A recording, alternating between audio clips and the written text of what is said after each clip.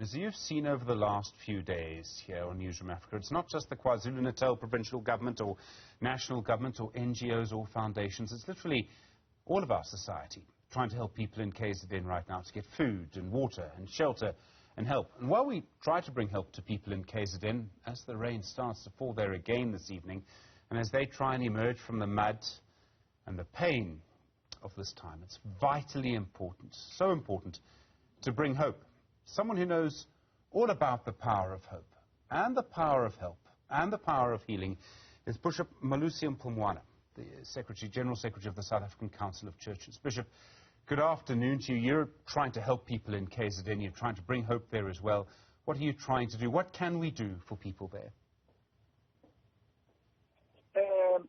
Well, first of all, the scale and the magnitude of the disaster in KZN is just beyond imagination. I mean, think about a home where 12 people were together and 10 of them are swept away and they die, and you only have 2 left. The homes have been destroyed. It's just beyond imagination.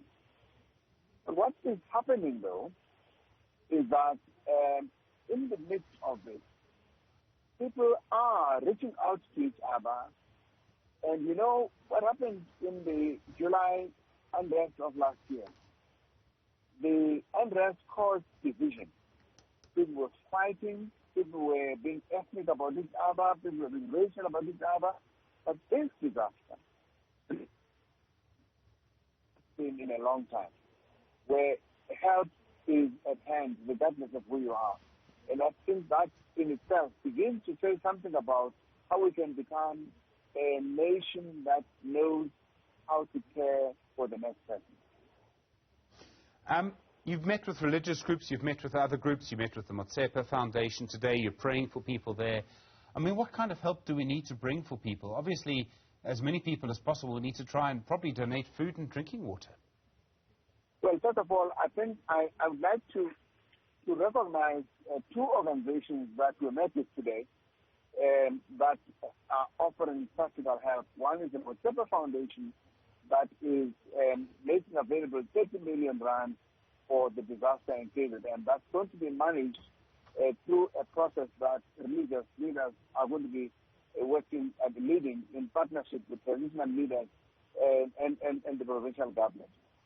The other one is the IDC, the Industrial Development Corporation. One would never think of the IDC as a charity, but that's exactly what they're doing. They pledged some 50 million rand towards the business disaster. And again, we met with them as well.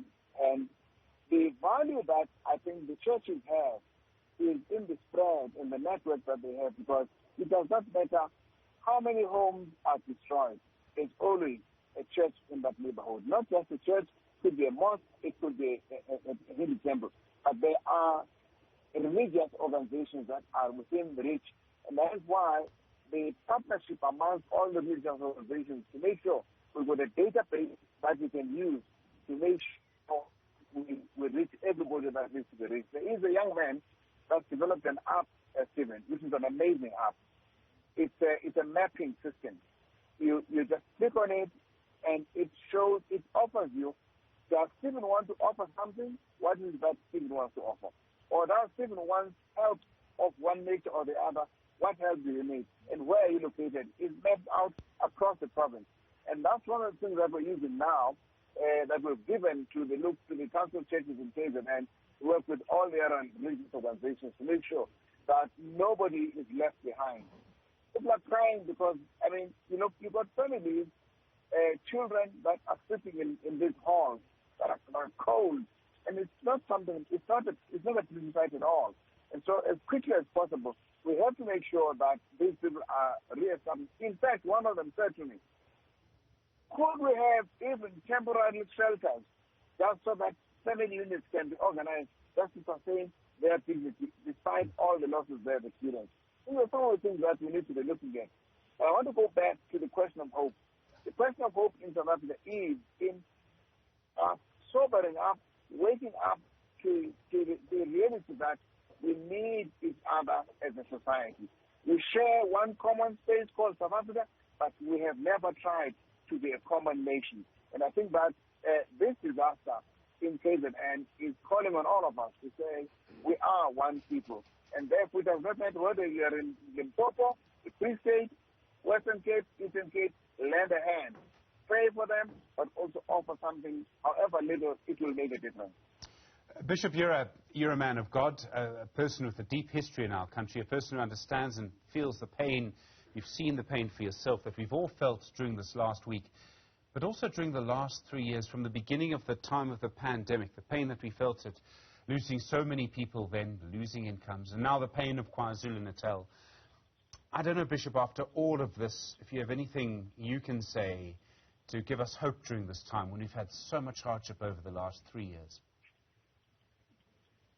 You know, we